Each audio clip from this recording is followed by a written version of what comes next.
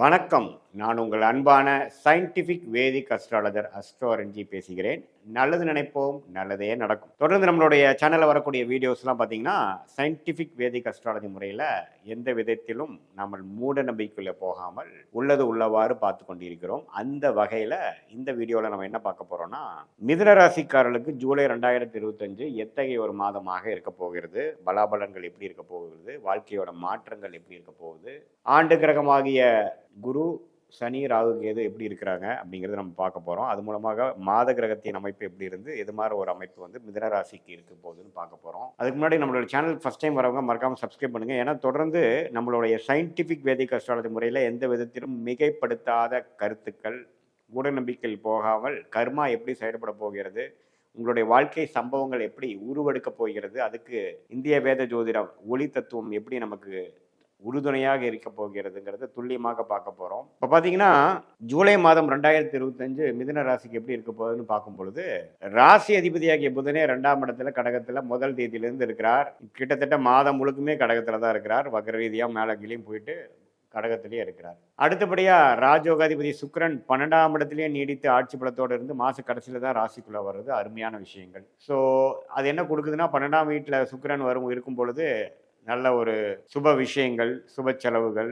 இன்னுமே வந்து உங்களுடைய வசதி வாய்ப்புகளுக்கும் மற்ற எல்லா ஒரு சுகத்துக்கும் ஒரு நல்ல அமைப்பு கொடுக்கக்கூடிய அமைப்பு தான் அது. ஏன்னா எந்த விதத்துலையும் பெரிய பாதிப்பு இல்லை. ரெண்டாவது விஷயம் பார்த்தீங்கன்னா, செவ்வாய் வந்து 3ஆம் இடத்துல நட்பு வீட்டில் இருக்கிறது தப்பு இல்லைங்க. 6ஆம் வீட்டுக்கு கனெக்ட் ஆனாலும் நட்பு வீட்டில் செவ்வாய் கடகத்தில் இவ்வளோ நாளாக இருந்து சிம்மத்துக்குள்ளே வருவது அருமையான விஷயம். ராகு பார்த்தீங்கன்னா 9ஆம் இடத்துக்குள்ள வர்றது இருக்கிறது தப்பில்லை. கேது 3ஆம் இடத்துல செவ்வாயோட சேர்றதும் நல்ல விஷயம். ஸோ இப்போ 10ஆம் இடத்துல சனி இருக்கிறனால உங்களுடைய தொழில் வேலையில் முன்னேறக்கூடிய ஃபோக்கஸ் ரொம்ப அதிகமாக இருக்கும். இப்போ இந்த ஏப்ரல் மே மாதத்துலேருந்தே உங்களோட தொழில் வேலையில் நிறைய மாற்றங்கள். இப்போ பார்த்தீங்கன்னா அடுத்தது ஜெயிக்கிறதுக்கு என்ன வழி? நீங்கள் வந்து என்ன ஒரு துறையிலையாகவும் இருக்கலாம், மீடியா துறையில் இருக்கலாம், ஒரு கடை வச்சிருக்கலாம், வியாபாரியாக இருக்கலாம், வேலையில் இருக்கிறவங்களா இருக்கலாம், ஒரு எழுத்தாளராக இருக்கலாம், இம்போர்ட் எக்ஸ்போர்ட்டராக இருக்கலாம், சொல்லிக் கொடுக்கும் வேலையாக இந்த வாதியாராக இருக்கலாம். எதாக இருந்தாலும் வாழ்க்கையில் உங்களோட வேலையில் உங்கள் தொழிலில் எப்படி ஜெயிக்கிறது, அடுத்த லெவல் எப்படி போகிறது, இன்னும் ப்ரொமோஷன் எப்படி ஆகுறது, எக்ஸ்பேன்ஷன் எப்படி ஆகுறது, இன்னுமே உங்களுடைய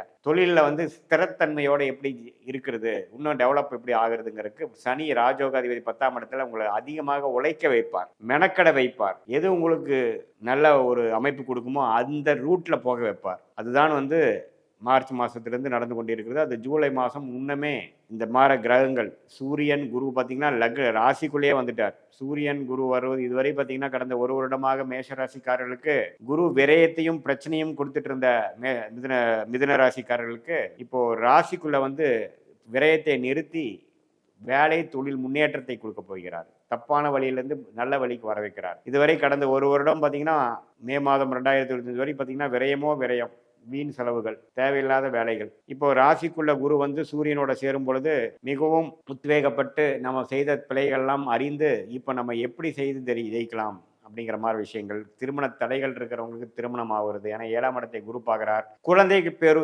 எதிர்பார்க்குறவங்களுக்கு குழந்தை பேரு கிடைக்கிறது. 9ஆம் வீட்டு குரு பார்க்கறதுனால பெற்றோர் தகப்பனார் மூலமாக சில அனுகூலமான விஷயங்கள் நடக்கிறது. அது மாதிரி பல நல்ல விஷயங்கள் நடக்கும். 2024 மே ஜூன் ஜூலைலேருந்து விரயங்களும் பிரச்சனைகளும் சிக்கல்களும் ஒரு குரோத் ஓரியன்டேஷனே இல்லாமல் மிதுன ராசிக்காரர்களுக்கு போயிட்டு இருந்தவங்களுக்கு இப்போ நல்லா படிப்படியாக உத்வேகப்பட்டு என்ன செய்யணுங்கிற கிளாரிட்டி அறிந்து ஜெயிக்கக்கூடிய அமைப்பு, உழைக்கக்கூடிய அமைப்பு, அதுக்கு தகுந்த மாதிரி ஒரு ஊதியம் பெறக்கூடிய அமைப்புக்கு வேணுங்கிற ஒரு ஆரம்பகட்ட மாதங்களில் ஜூலை மாதமும் ஒரு மாதமாக இருக்குதுங்கிறது நீங்கள் தெரிஞ்சுக்கணும். ஸோ இந்த மாதத்தை நல்லா யூஸ் பண்ணிக்கணும். சுக்கிரன் இருக்கிற அமைப்பு நல்லது, சூரியன் குரு ராசிக்குள்ளேயே இருக்கிறது நல்லது, செவ்வாய் 3ஆம் இடத்துல இருக்கிறது நல்லது, சனி 10ஆம் இடத்துல இருக்கிறது நல்லது. ஸோ எல்லா கிரக அமைப்பும் ஓரளவுக்கு அனுகூலமான அமைப்பாக வருவதனால இந்த காலகட்டத்தில் பார்த்தீங்கன்னா சில முடிவுகளை எடுத்து அதை செயல்படுத்தி வாழ்க்கையில் அடுத்தடுத்து ஜெயிக்கக்கூடிய அமைப்பை நோக்கி இந்த ஒரு 1.5-2 வருஷத்தில் நல்லாவே முன்னேறி வந்தாங்கங்கிற மிதுனராசிக்காரர்களோட அமைப்பை ஊர்ஜிதப்படுத்த உத்வேகப்படுத்த ஒரு ஆரம்பகட்ட சில விஷயங்கள் பிளாட்ஃபார்ம் கிரியேட் பண்ணக்கூடிய ஒரு அற்புதமான மாதமாக பல மாதங்கள் ஜூன் ஜூலை ஆகஸ்ட்ங்கிற சில மாதங்களில் ஜூலை முக்கியமான ஒரு மாதமாக மிதுன ராசிக்காரர்களுக்கு வருதுங்கிறது நீங்கள் தெரிஞ்சுக்கணும். அப்போ தான் உங்களுக்கு வந்து இந்த போன வருஷம்லாம் பார்த்தீங்கன்னா ஏனோ தானன்ட்டு சில முயற்சிகள் எடுத்தது, மாணவர்களாக இருந்தாலும் சரி, இல்லத்தரசிகளாக இருந்தாலும் சரி, சீனியர் சிட்டிசனாக இருந்தாலும் சரி, தொழில் நல்ல முதலீடு பணம் போட்டு முதலீடு செய்கிறவராக இருந்தாலும் சரி, எல்லாருக்கும் பார்த்தீங்கன்னா ஒரு மாதிரியான ஒரு சுணக்கமான ஒரு அமைப்பு தான் இருந்தது. ஆனால் இப்போ பாருங்க, ஓரளவுக்கு எல்லாமே கிளாரிட்டியோட கடன் அடைவது எப்படி, போன வருஷமான கடனை அடைக்கக்கூடிய சில அமைப்புகள், சில திட்டங்கள், அதுக்கு தகுந்த மாதிரி உழைப்புகள், அதுக்கு என்ன பண்ணணுங்கிற மேனுங்கிற ஒரு விவேகமான ஒரு பிளானிங், இது எல்லாமே கொடுக்கக்கூடிய அமைப்பு. அதே சமயத்தில் மாணவர்களுக்கும் கொஞ்சம் நல்ல புத்தி சுவாதீனம், பழைய மாதிரி ஏனோ தோணும் இல்லாமல் கேர்லெஸ்ஸாக இல்லாமல் கொஞ்சம் பொறுப்புணர்வு வந்து வாழக்கூடிய அமைப்பு. இது எல்லாமே மிதுன ராசிக்காரர்களுக்கு அருமையாக கொடுக்கக்கூடிய ஒரு அமைப்பில் தான் நம்ம வாழ்ந்துட்டு இருக்கோம். அதாவது இந்த ஜூலை மாதம் 2025 நம்ம பார்க்க போகிறோம்னு சொல்ல வந்தேன்.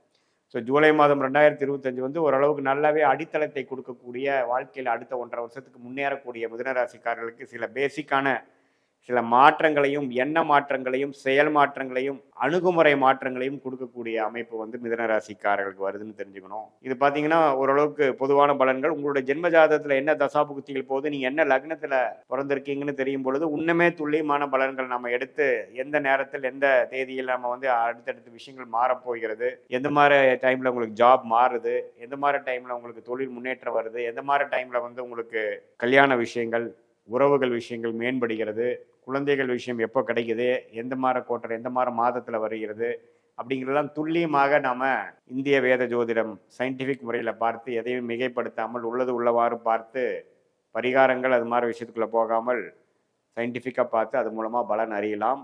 இது வந்து கோச்சார் அமைப்பும் வந்து சேர்த்து பார்க்கும் பொழுது இன்னுமே வந்து ஷார்ட் டேர்ம் என்ன, லாங் டேர்ம் என்ன, இது எல்லாமே வந்து நம்ம பிரித்து பார்த்து அது மூலமாக நீங்கள் எடுக்கக்கூடிய முடிவுகளால் வெற்றி அடையக்கூடிய அமைப்பு கட்டாயம் உண்டு. இது ஒரு பொதுவான பலன்களை நீங்கள் தெரிஞ்சுக்கணும். மீண்டும் மற்றொரு காணொலியில் சந்திப்போம். நன்றி, வணக்கம்.